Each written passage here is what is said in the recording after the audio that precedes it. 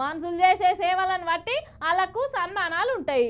అట్నే డాక్టరేట్లు, పద్మశ్రీలు, పద్మవిభూషణ్లు ఇస్తా ఉంటుంది సర్కారు. ఇక సేవల్ని గుర్తించి ఇగో ఇప్పుడు గీ అవార్డుల మీదనే పంచాయతీ నడుతుందట. గదేందో మనం కూడా చూసేద్దాం పాండ్రి.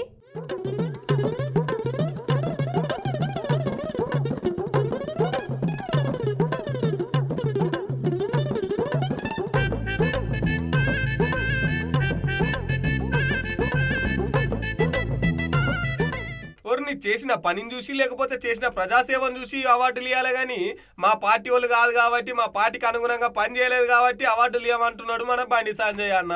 ముందుగాలనైతే ఈ సార్ మాటలు ఇన్ని రూపారి గద్దరికి ఎట్టిస్తాను చెప్పండి అని భావాజాలం ఏంది?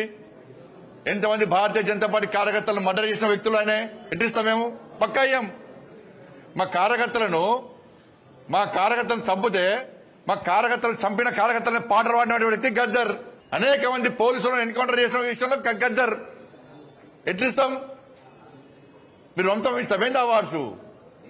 భయపడే ప్రసక్తి లేదు, వెనుకపోయే ప్రసక్తి లేదు. వందల మంది భారతీయ జనతా పార్టీ కార్యకర్తలు నమ్మిన సిద్ధాంతం కోసం భారత్ మాతా కీ జై అని చెప్పి ఆందోళన చేస్తుంటే నక్సల్స్ భావోద్వేగ గద్దర్ మా కార్యకర్తలు హత్య చేయించిండు. ఎన్ఐఏ ఎంక్వైరీ చేసింది గద్దర్ గారి మీద. అనేక మంది పోలీసులను ఎన్కౌంటర్ పేరుతో మర్డర్ చేసిండు. అటువంటి వ్యక్తిని ఏ విధంగా పంపుతారు ఇవాళ? అగో ఇన్నర్ కదా గద్దరన్నకు ఎందుకని అవార్డులు ఇవ్వలే? తెలంగాణ నుంచి కొంతమంది పేర్లు పెడితే వాళ్ళకి ఎందుకని అవార్డులు ఇవ్వలే అని చెప్పేసి ఒక రిపోర్టర్ అడిగితే గద్దరన్నది ఏ భావజాలం, గద్దరన్న ఏం పని చేసిండు అని చెప్పేసి గద్దరన్న మీద గరమైండు.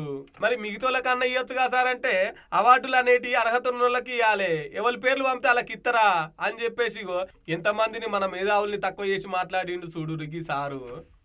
ఇక ఈ ముచ్చటిన గద్దరన్న అభిమానులు పబ్లిక్ అయితే మామూలుగా అరుచుకుంటలేరు పోన్రి. గద్దరన్న అభిమానులు బండి సంజయ్ దిష్టి బొమ్మను కూడా తగలబెట్టిర్రు.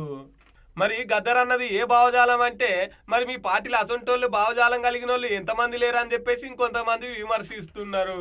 ఇంకొంతమంది ఏమో మరి గదే గద్దరన్న చచ్చిపోయినప్పుడు మీ ప్రధానమంత్రి సహా లేఖ పంపే కదా మేము చింతిస్తున్నాం అని చెప్పేసి మరి అప్పుడేటు పోయింది గద్దరన్న భావజాలం అప్పుడు గుర్తుకు రాలేదా మీ ప్రధానమంత్రికి అని ఒకళ్ళు. ఇంకొకరేమో మన పక్క రాష్ట్రంలో పవన్ కళ్యాణ్ సార్ అంటే గద్దరన్న పేరు ఇస్తాడు కదా, మరి బీజేపీ అక్కడ కూడా కూటమిలో ఉంది కదా, అక్కడికి పోయి ఎందుకు ఇట్లా మాట్లాడవు అని ఇంకొంతమంది అరుచుకుంటున్నారు. ఇక ఈ ముచ్చట ఎంత దూరం పోతుందో గానీ ఇక ఈ బండి సంజయ్ సార్ అయితే మరోసారి గద్దరన్న పేరును ఉద్యమకారుల పేరును చర్చకు తీసుకొచ్చిండుల్లా.